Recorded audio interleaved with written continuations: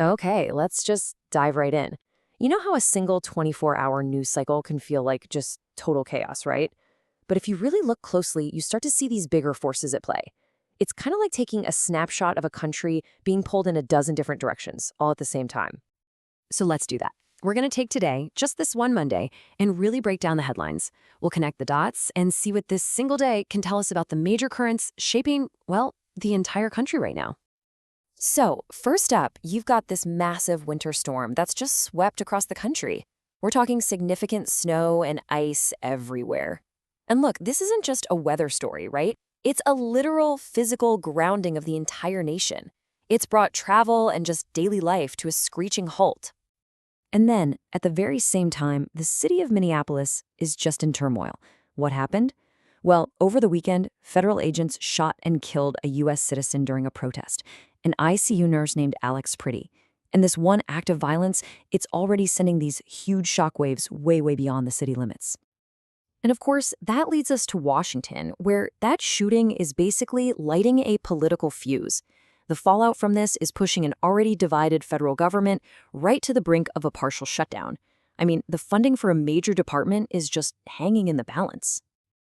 Okay, so here's the crucial point. These are not separate stories. They're not isolated incidents. You've got the grounded flights, the violence on the streets, the political brinkmanship in D.C. They are all symptoms of a nation that's just on edge, a place where one crisis crashes directly into the next. All right, let's start with that storm. Get this. Over 15,000 flights were canceled just over the weekend. The transportation secretary said this was the largest single day of cancellations since the pandemic first hit. That's a literal physical standstill for the entire country. But, while the country was physically stuck on the ground, this political firestorm was absolutely erupting. After the shooting of Alex Pretty, the official story from the administration came out fast and clear. The suspect, they said, was armed and violent, and the agents had to fire in self-defense. And this is where it all gets really complicated. Because that one single event in Minneapolis, it immediately fractured.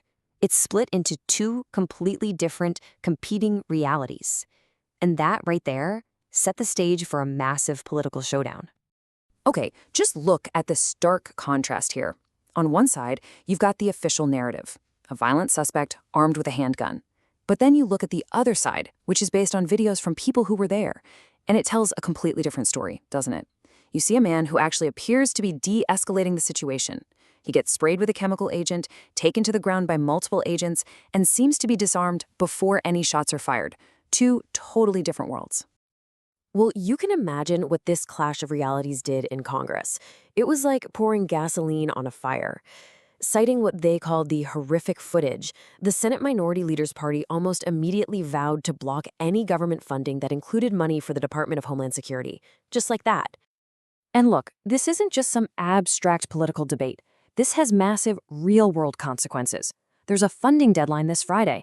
And because of it, this one shooting in Minneapolis has now put huge parts of the federal government on a path to a shutdown. We're talking defense, health and human services, transportation, the whole 9 yards. So while all this is happening, as the political crisis is just escalating by the hour, you've got the entire corporate world watching. And they're all trying to figure out how, or maybe more importantly, if, they should respond to any of this. So right there in Minnesota, at the heart of the crisis, you had more than 60 CEOs from huge companies. We're talking Target, 3M, Cargill. They all released this very carefully worded letter. They called for peace, they called for de-escalation, but, and this is the key part, they very pointedly named no names and assigned zero blame. Meanwhile, what about Silicon Valley's most powerful leaders? From them, just a deafening silence. In fact, and the timing here is pretty wild, on the very same day that Alex Pretty was killed, the CEOs of Apple, Amazon, and AMD were apparently at the White House for a private movie screening. And this really shows you the divide, right? On one hand, you had some prominent tech figures, Reid Hoffman from LinkedIn, Aaron Levy from Box. They spoke out, and they spoke out forcefully.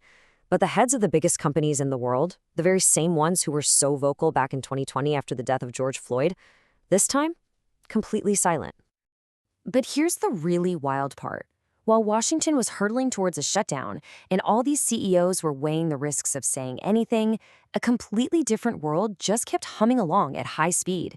It's like a parallel reality, the world of markets, money, and technology. I mean, for instance, you had the bizarre world of meme stocks making a comeback. Maybe that's a sign of just how cynical people are about traditional markets. You had Michael Burry, the big short guy, announcing he was buying GameStop, betting on its controversial CEO to somehow turn things around. It's just a strange echo of that financial mania from a few years back. And look, bubbling just beneath the surface, there are these super clear signs of economic anxiety. I mean, check this out. The average price for a new car is now almost $50,000, and it takes over 36 weeks of the median household income just to buy one. Is it any wonder that at the same time, gold prices are surging? People are apparently snapping up 1-ounce gold bars at Costco, of all places, as a safe haven investment. That tells you something. And all the while, running constantly in the background, is this relentless global tech race. So on the same Monday, while Washington is totally gridlocked, you have these huge moves from both the US and China. Microsoft unveils a new AI chip to take on NVIDIA. At the same time, a new AI model from a Chinese company is reportedly getting major traction with American developers. It's just a crystal clear sign that this race for AI supremacy, it waits for absolutely no one. So, okay, let's step back for a second and connect all these dots. You've got the storm, the shooting, the potential shutdown, the corporate silence, the market frenzy. What does all this chaos from one single day actually tell us? Well, it seems to reveal a country wrestling with these deep, fundamental contradictions, right? We're completely consumed by our own internal political conflicts, while a technological revolution is literally reshaping the entire world around us. Our government is paralyzed by a fight over a single tragic event, while millions of regular people are just trying to figure out how to afford a car. And that really brings us to the big takeaway from this whole snapshot, doesn't it? It feels like we have two totally separate conversations happening at once.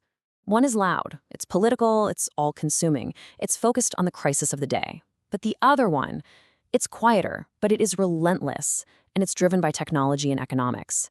So maybe the hardest question isn't just what's happening. The real question is what actually matters most. It makes you wonder if the forces changing our world the most are the very ones we're arguing about the least.